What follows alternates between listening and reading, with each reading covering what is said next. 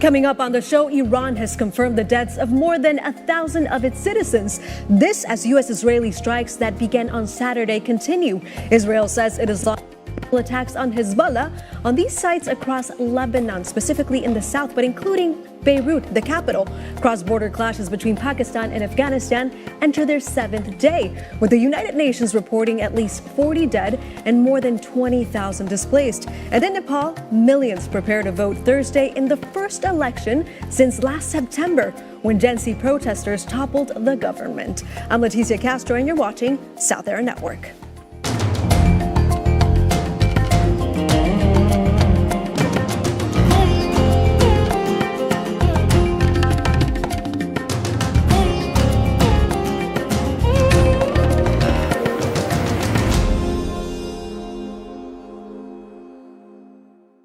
Thank you for joining us today. Israel and the United States continue their bombing campaign of Iran. For the 5th straight day, the two countries carried out another wave of what they called broad-scale strikes across Iran, including in the capital, Tehran, where the state media has confirmed the deaths of more than 1,000 people since U.S.-Israeli strikes began.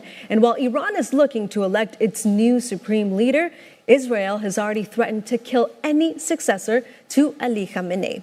Of course, earlier, my colleague Sahil Mengani spoke with analyst Robin Sakdeva, who explained that President Trump considered using the Venezuela model in Iran, removing top leaders in the hope that the next layer would follow. But this approach may not work. Let's see.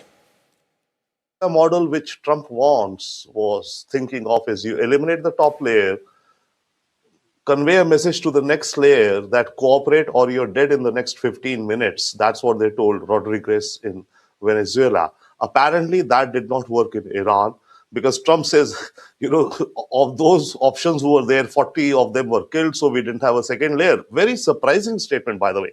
But anyway, the next layer, whichever comes up of Iranian leadership, I think the same message would be conveyed to them.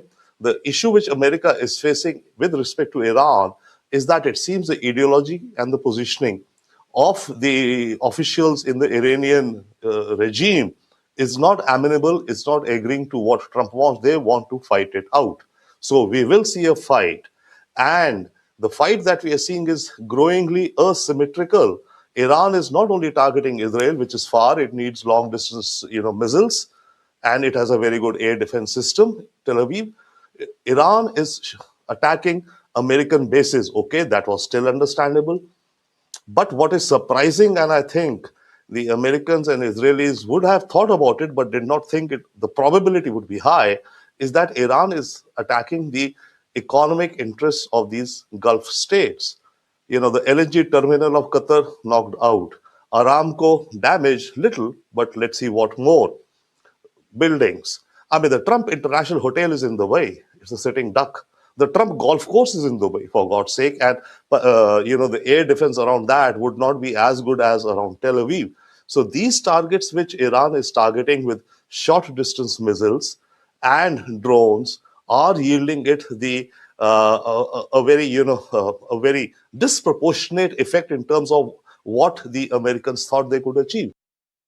That was my colleague Sahil speaking with analyst Robin Sakdeva. Of course, we have to talk more about this complicated situation. Let's go to the geopolitics expert Amer Al-Sabaileh, who joins us from Rome.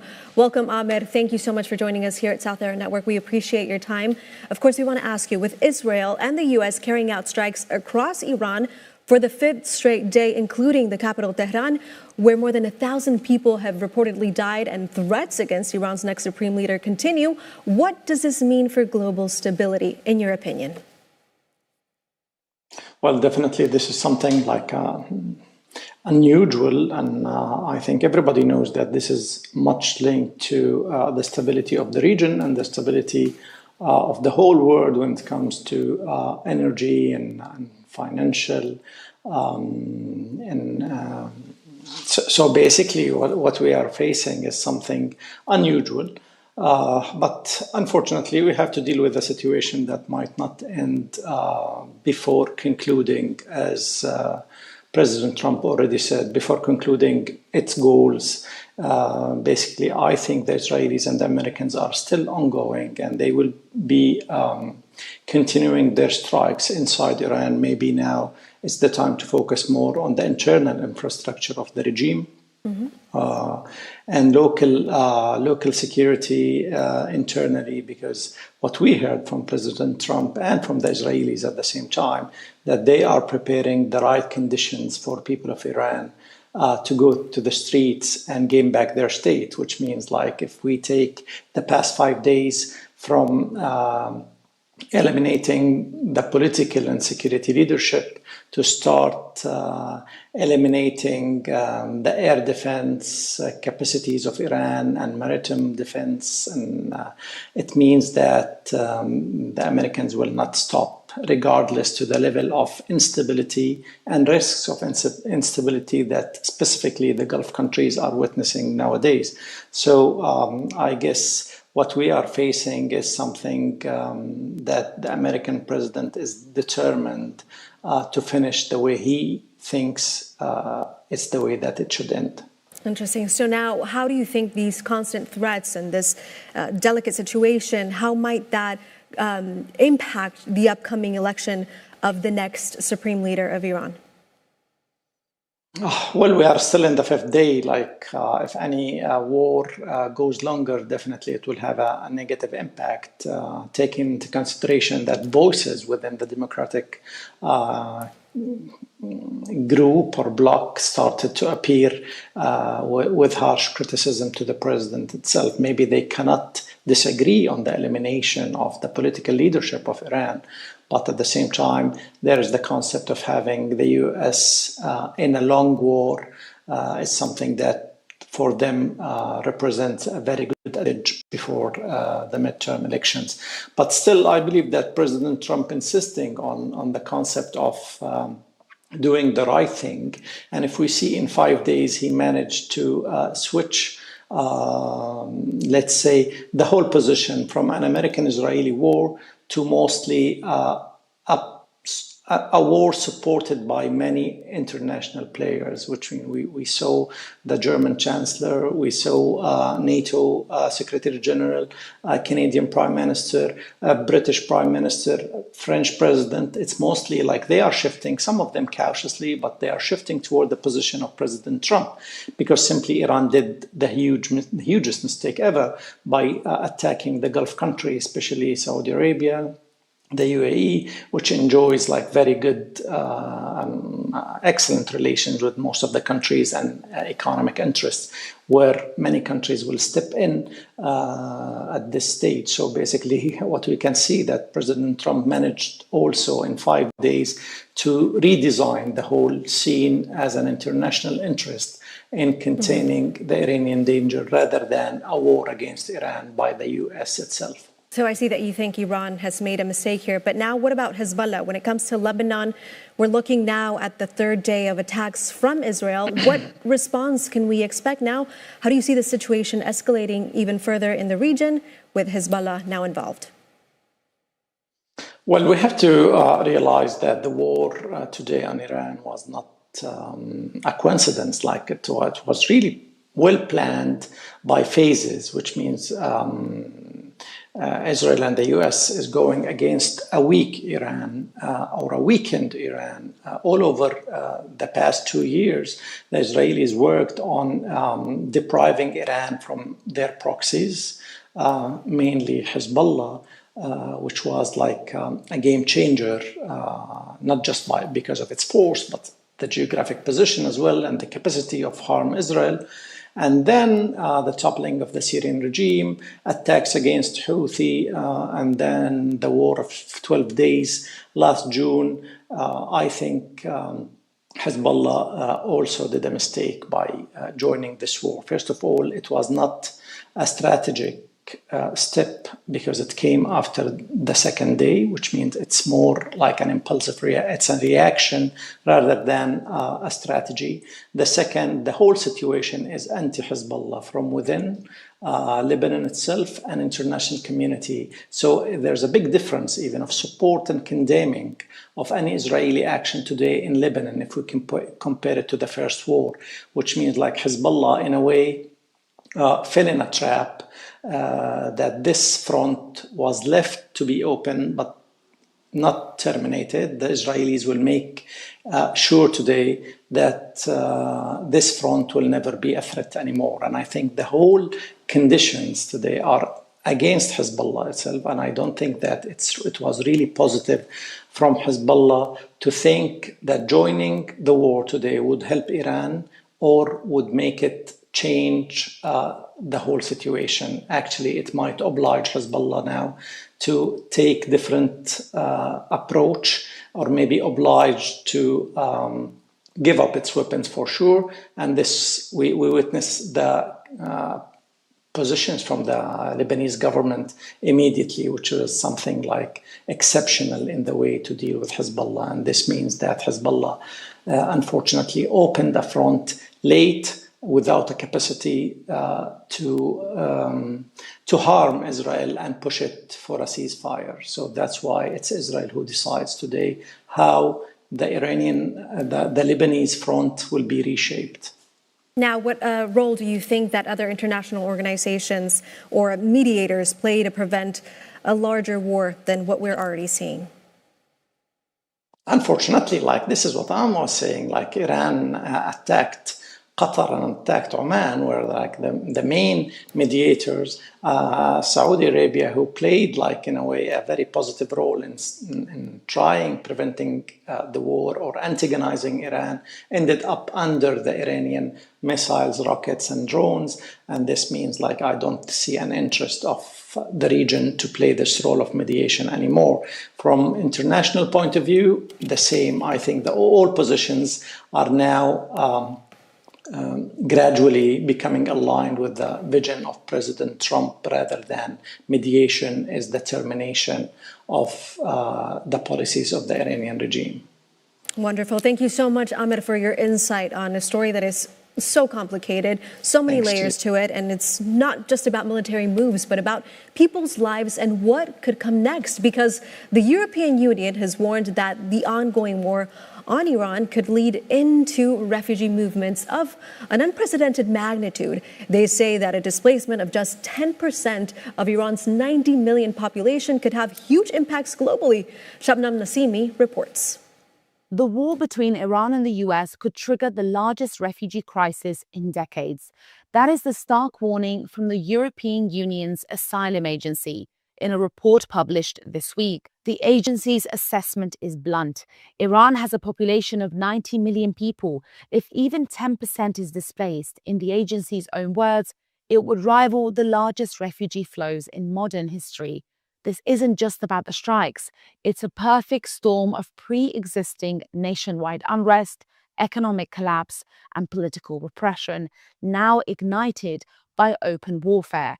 While the agency stresses this remains a worst-case scenario, it warns that even partial destabilization could generate refugee movements of unprecedented magnitude. The contrast is sharp. Last year, only 8,000 Iranians applied for asylum across the EU. Iranians are also one of the largest asylum seekers to the UK, but the numbers now being discussed are of an entirely different reality. The Gulf states in particular fears anarchy in Iran. Iran is a country of 92 million people. Let me give you a quick comparison. The indigenous population of the country of Qatar is 250,000 people, roughly. That's a neighborhood in Tehran. Imagine civil war state in Iran. Imagine the flow of migrants, refugees, and all sorts of bad things that could come out of Iran. On the ground, the crisis is deepening. As further strikes hit Tehran and hostilities escalate in Lebanon, the Iranian Red Crescent Society reports that at least 787 people have been killed in Iran since Saturday. That figure, given the near total internet blackout inside the country, is almost certainly an undercount. And it's not just the Turkish border that tells this story. Hundreds of kilometers to the southeast, at the remote Taftan crossing between Iran and Pakistan's Baluchistan province, Pakistanis are hauling suitcases across the frontier, describing missiles near their hostels and transport networks being overwhelmed. Pakistan has around 35,000 citizens inside Iran.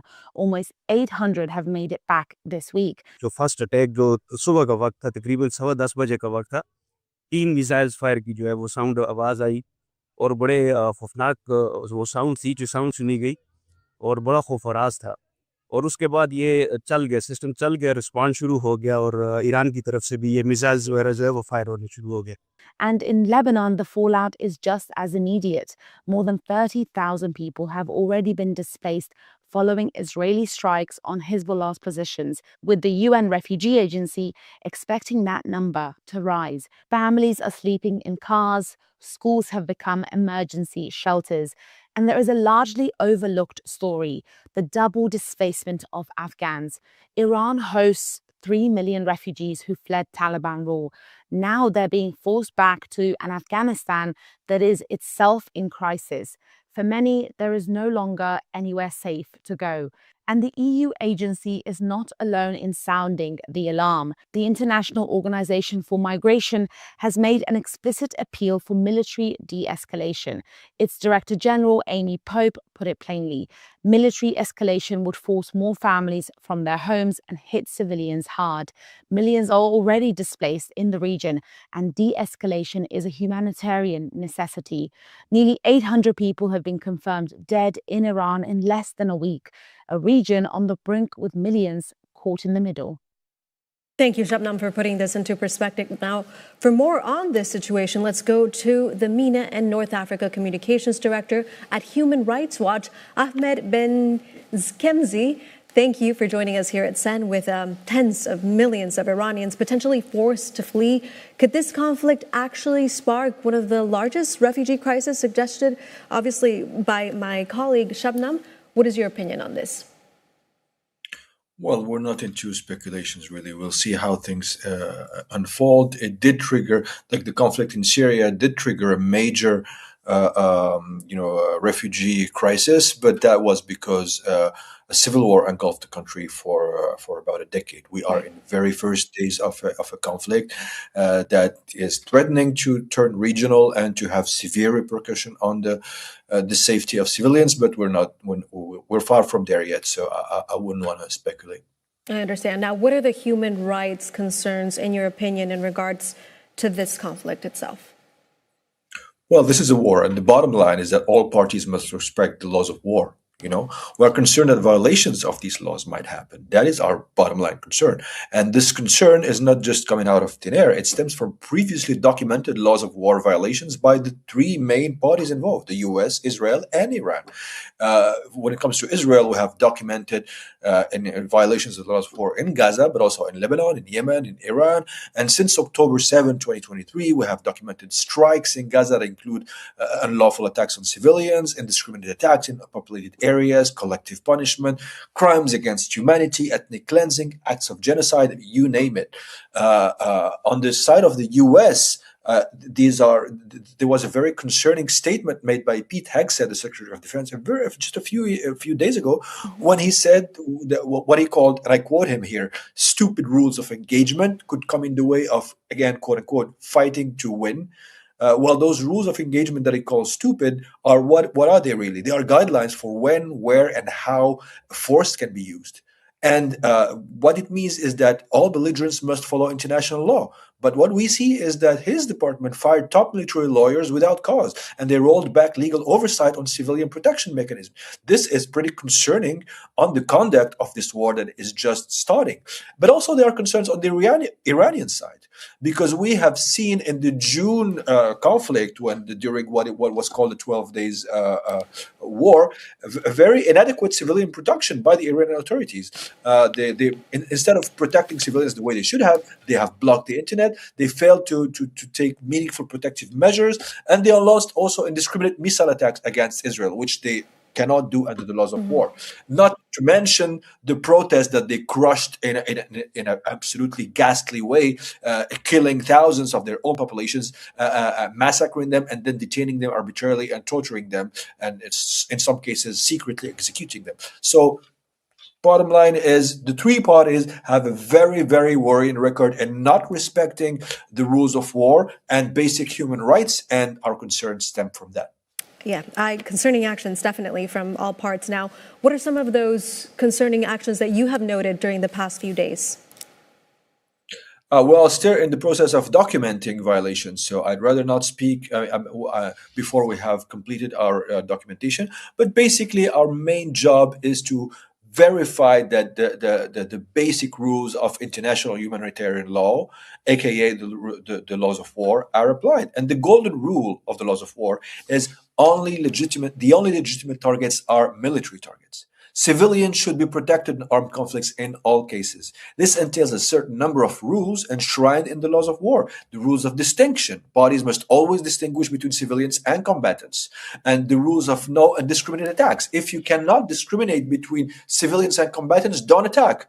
Or precautions must be taken. All feasible precautions must be taken to minimize civilian harm, including verifying targets and choosing weapons that reduce risk to kill people indiscriminately. Proportionality as well. An attack is prohibited if it would cause excessive civilian harm. All of these are bottom line, basic, bedrock rules of the laws of war, and they should be respected. This is what we do, monitoring the respect of these laws. And I understand that you mentioned that you're still investigating and obviously looking at everything that's been happening during the past few days. So with what you're saying, though, what is your opinion on the attack that unfortunately happened at that school, the little girls' school in Iran? We are actively working to document the conditions of that attack, and we'll be in a position to make strong statements very soon. But unfortunately, I cannot do that before we complete our investigations. I hope you understand. I do. Thank you so much, Ahmed, for joining us this afternoon here at South Era Network. We appreciate your expertise. We appreciate the work that you're doing. And of course, for shedding light on the human impact behind the headlines. It's clear that the situation in Iran could have long-lasting consequences for the region and beyond. Now, the Middle East is also home to a large Indian diaspora population, and the disruption in travel has meant that a considerable number of Indians have been stranded in Gulf countries since the conflict began. For more on this, let's cross over to our reporter Priyada Brajabasi in New Delhi. Priyada, thank you for joining us with the ongoing conflict in the Middle East disrupting travel. How many Indians have been stranded in the Gulf? Do we have a number, an estimated number, and what challenges are they facing right now?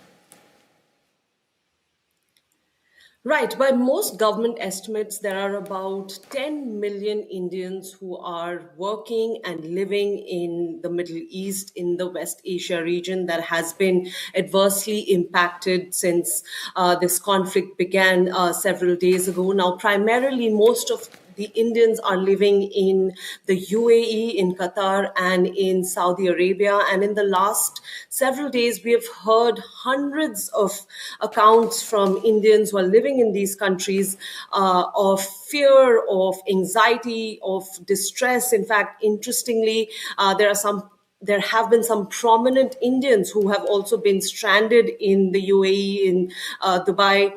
That includes some leaders of the ruling Bharatiya Janata Party, as well as a prominent sportsperson in India, PV Sindhu, who was the 2016 silver medalist in badminton. She took to social media and has been talking about, or had been talking about, her harrowing experience in Dubai. Now, she, along with many other Indians in the last last 48 hours have gotten some relief. They have been brought back to India. There have been several flights from Dubai, from Doha, from Muscat in Oman that have landed in New Delhi and in Mumbai, bringing relief to the family members of many Indians who have been living in or are living in all of these countries. Now, to those people who are continuing to live there or are still stranded in these countries, the message from the government of India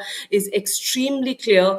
The government of India has said that Indians must be in touch with the missions, the Indian missions in all of these countries. They've opened helplines for Indians living in these countries. And the government of India has assured families of the Indian diaspora living there, as well as the media, that they are in touch with Indians and will bring back all the Indians who are stranded there and those who want to come back.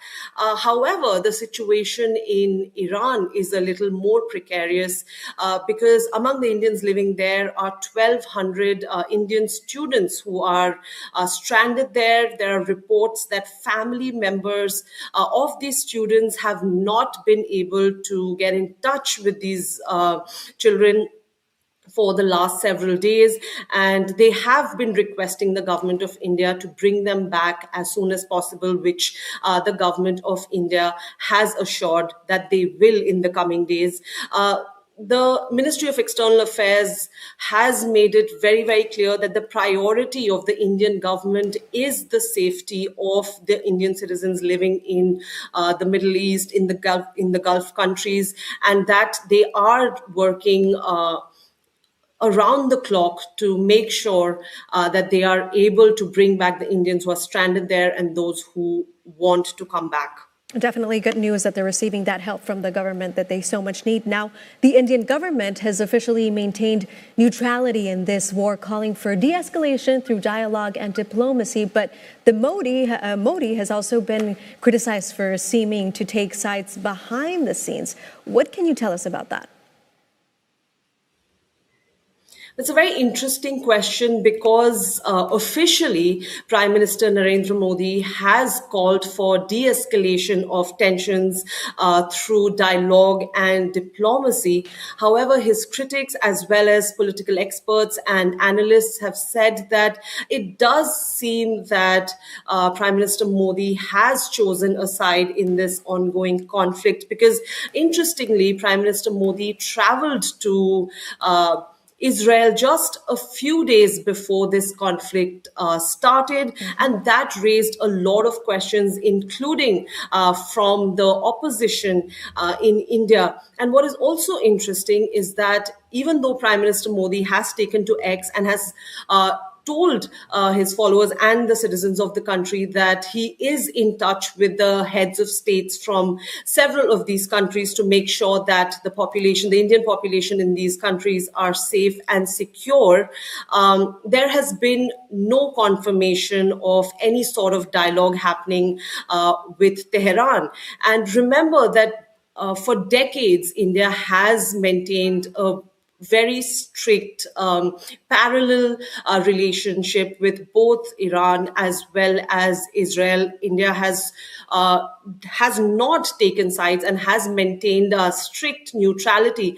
However, after the report of the death of the supreme leader of Iran, Ali Khamenei, came out, Prime Minister Modi has maintained silence and has not addressed his killing at all, like many of the international leaders have done. He has not. And in fact, he has also spoken to the Israeli Prime Minister, Benjamin Netanyahu. But like I said, there has been no confirmation of any sort of dialogue happening between New Delhi and Tehran. Remember, both Iran and Israel are very important geopolitical partners and strategic partners for India. There are billions of dollars of investments that happen between all of these, between India and both of these countries. Remember, India has very, very heavily invested in the development of the Chabahar port, which India looks at as the gateway for India to Central Asia that bypasses Pakistan. But it is something that a lot of experts and political observers have noted, that the silence between India and Iran in this entire conflict has been quite notable. Thank you so much, Priyanta, for thoroughly walking us through the current situation of one of the largest diaspora in the Middle East. Thank you. Now, on to another complicated situation. Tensions between Pakistan and Afghanistan remain high as clashes enter their 7th day. According to the United Nations, more than 40 civilians have been killed and over 20,000 people have been displaced in the cross-border fighting. Pakistan says Taliban forces attacked military posts along the border, resulting in the death of 67 Afghan troops and 1 Pakistani soldier. Afghanistan denies the claim, saying its forces repelled attacks and killed 4 Pakistani soldiers. The clashes, starting last Thursday, are being called the worst between these two countries in years. The Taliban government in Afghanistan says it launched a border offensive in response to Pakistan's airstrikes, including strikes on civilians. A charge denied by Pakistan, of course. Since then, Pakistan has declared an open war, reporting strikes on multiple sites, including Bagram Air Base, Kabul, and Kandahar. Pakistan accuses Afghanistan of hiding militants from Tehrik-e-Taliban Pakistan who have carried out attacks in Pakistan, a claim Kabul denies. So for more on this situation, let's bring in journalist Ali Latifi. Ali, thank you for joining us here at SEN. Tell us, what is the current situation? What is it looking like in Kabul right now after Pakistan reportedly carried out strikes on multiple sites across Afghanistan? Well, I'm still in Dubai because of the flight cancellations. But, in Kabul, the last few days they've obviously been tense. People are always they're alert. They're making sure that they're checking their surroundings. And especially at night, they're checking for the sounds of blasts, of fighter jets, of things that are really not very common, in the last 5 years during the return of the Islamic Emirate.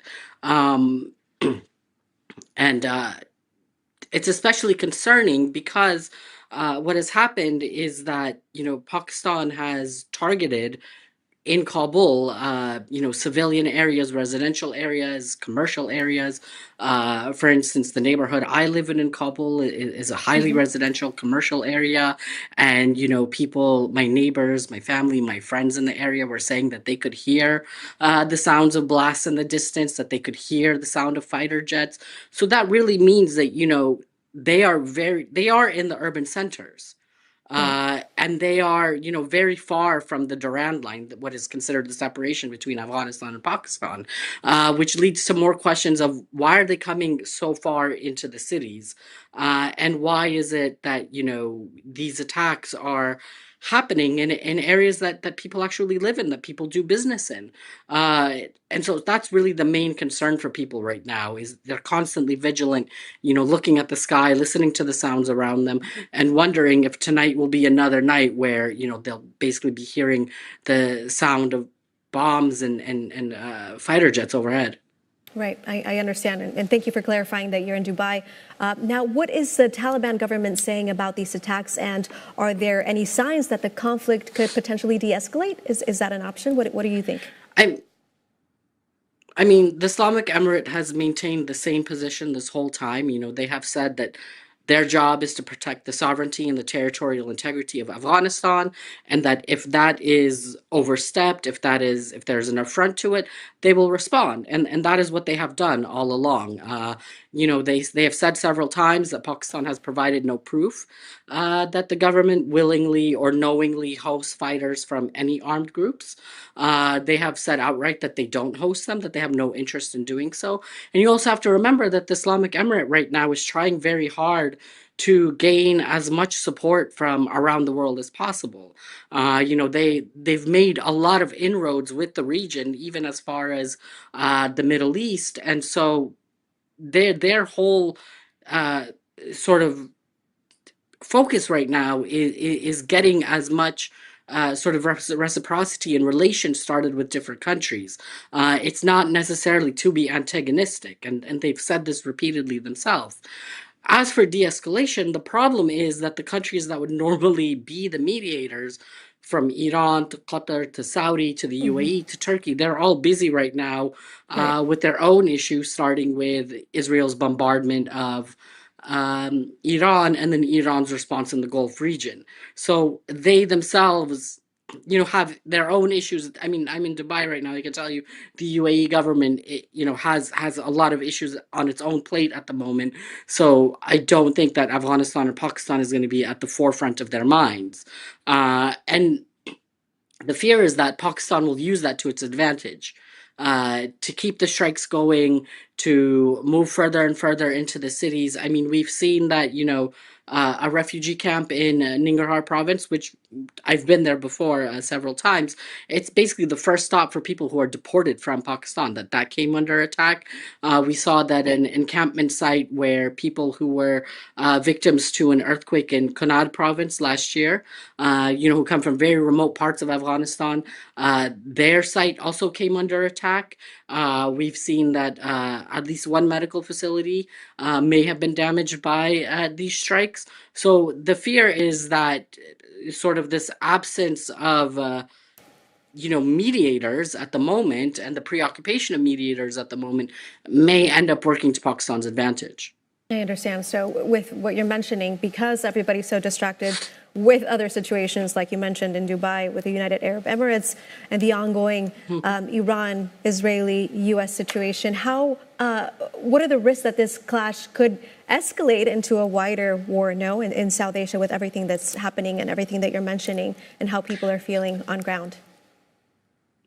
I mean, the risks are very high because you have to remember that the Islamic Emirate takes this idea of protecting Afghanistan very seriously, right? They are of the mindset that after 20 years, they defeated NATO, they got a peace agreement, they are now in charge of the government again. They feel very emboldened, and they've proven to themselves that they can do this. And at the same time, if you speak to the leaders, it's a very serious personal obligation to them. They feel like they will have to defend Afghanistan at all costs. And obviously, Pakistan is not stopping either. They have declared that they are in an open war with Afghanistan. So there are a lot of risks because both sides are very determined. Neither one wants to give up. As much as the Islamic Emirate says that they are open to negotiations and they are open to de-escalation, it hasn't happened yet because there's really no one to oversee it. And Pakistan has said outright that they have no interest in it. Thank you so much, Ali, for breaking it down, this complex situation for us. I hope you can stay safe in Dubai as well. It's a very complex situation, but this helps us understand the human and regional impact as well. Now, staying in South Asia, economic challenges are now taking center stage. Every day, around 1,500 young Nepalis leave the country to work abroad. Youth unemployment has emerged as one of the most pressing issues facing voters in the upcoming country's election on March 5th. Political parties are promising millions of new jobs, yet many young people remain skeptical about it all. Michael Shahuri has more. Why are so many young people leaving Nepal? The country of Nepal is facing a huge jobs crisis ahead of its March 5th, 2026 general election. According to recent reporting, youth unemployment sits at about 20.6%, which is the highest in South and Southeast Asia, leaving many young Nepalis without reliable work. To put that into context, Nepal's most recent census in 2021 estimated that over 46% of the country was under the age of 24. But every day, around 1,500 young Nepalis leave the country for foreign employment, most heading to Gulf countries where wages can be more than 4 times higher than in Nepal. This exodus isn't about adventure, it's about survival and supporting families back home. Remittances now make up a large portion of Nepal's economy, highlighting how deeply foreign work has become tied to household incomes and national GDP. In 2023, Nepal received $11 billion in remittances. That may not seem huge compared to other countries in the region. What is staggering, however, is that Nepal's remittances make up for around 26% of the country's GDP, the highest in the world based on that metric. So what are the political parties promising to do about the problem? The Rashtriya Swatantra Party, led by rapper-turned-politician Balendra Shah, has pledged to create 1.2 million jobs to reduce forced migration. The Nepali Congress has vowed to generate 1.5 million jobs and significantly cut the number of Nepalis seeking foreign work within 5 years. Other parties, including the CPN-UML, are promising job creation, support for innovators and entrepreneurs, and efforts to link diaspora expertise back into the country's economy. These pledges are aimed at giving youth a reason to stay and build their futures in Nepal. But can they realistically fix it? Many analysts and young voters remain skeptical. Similar promises have been made before without substantial implementation. Structural issues like weak infrastructure, unstable economic policy, and decades of political turnover have long stunted domestic job creation. Recent reporting suggests that many young people say that election promises don't pay their wages, and that a stable job remains out of reach. So, while the rhetoric on the campaign trail is full of big numbers and bold pledges, the reality is clear. Unless Nepal creates real, sustainable jobs and strengthens economic foundations, the force of necessity driving youth abroad is unlikely to disappear anytime soon. Thank you, Michael. And that reality is shaping not just this election, but potentially the future of an entire generation.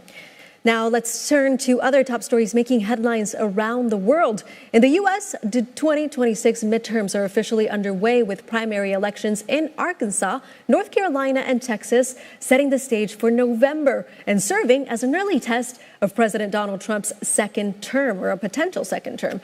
In Texas, Governor Greg Abbott secured the Republican nomination, while in Arkansas, Senator Tom Cotton won his party's Senate primary.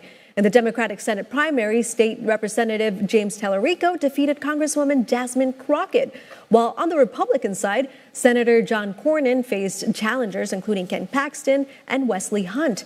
Democrats will need to flip 4 Senate seats and 3 House seats in November to retake Congress. And of course, the battle lines are already forming, as we can see. In Iran, funerals have been held in southern Iran for students and staff killed in a strike that hit a girls' school in the city of Minab. Iranian authorities say more than 160 people were killed when 3 missiles struck the school on Saturday morning during a wave of attacks. The building was located about 600 meters from a base operated by the Islamic Revolutionary Guard Corps. Hundreds of mourners lined the streets as coffins draped in Iranian flags were carried through the crowds. These impactful images, as we can see, the U.S. Secretary of State Marco Rubio said the United States would not deliberately target a school. Israel said it was not aware of any operations in that area. And in China, China's National People's Congress has opened its annual session in Beijing today, with thousands of delegates gathering for the country's most important political event of the year. Premier Li Shang is expected to present a government work report revealing new economic growth targets. Lawmakers will also approve a new 5-year plan for 2026 through 2030, focusing on AI, advanced manufacturing, and energy security. Defense spending is set to rise about 7.2%, highlighting Beijing's increasing military assertiveness in the south, of course, of the China Sea and over Taiwan. The session comes weeks before a planned meeting between President Xi Jinping and U.S. President Donald Trump, where technology, controls, and supply chains are expected to be topics. Now, as Mexico prepares to host the biggest event in the sports world, the FIFA World Cup, along with the U.S. and Canada, fans are facing a new challenge beyond the pitch, targeting dominated headlines with demand far outstripping supply. High prices, especially for premium and knockout matches, have sparked backlash, leaving many fans questioning whether they can actually afford to attend. In Mexico, lower-cost playoffs tickets have gone on sale, drawing massive interest, while global media reports show that this year's World Cup is as much about access as it is about the game itself. Of course, we're moving on to Iran, also talking about sports because their women's football team is in Australia for the AFC Women's Asian Cup, but their spirits are heavy with worry. Coach Mazriye Jafari says that the players fear for their families back home as Iran is facing that ongoing strikes attributed to the U.S. and Israel situation, with hundreds reportedly killed, thousands, actually more than 1,000 by now, and communications being disrupted by an internet blackout. Cut off from loved ones. Of course, with this, the team is now preparing to face the host with a situation that personally makes him feel vulnerable. Now, Australia's national soccer team determined to stay focused and keep their World Cup qualification dreams alive despite the crisis all around the world. And finally, Holi is being celebrated today across India and in several South Asian countries. Millions have taken on the streets in a burst of color, music, and dance, known as a festival of colors. Holi marks the arrival of spring and symbolizes joy, renewal, and the triumph of good over evil. Definitely a message that we need right now. From Kathmandu to London, New York, and Dubai, diaspora communities are also joining in, smearing vibrant gulal, sharing sweets, and turning public squares into rainbow-hued celebrations. A tradition rooted in the Indian subcontinent, now brightening cities around the world, as we can see. Thank you for joining in. We'll be back tomorrow with more news and, of course, hopefully also stories like these, celebrating culture, life, and the moments that bring us together. I'm Leticia Castro. I'll see you next time right here at South Air Network.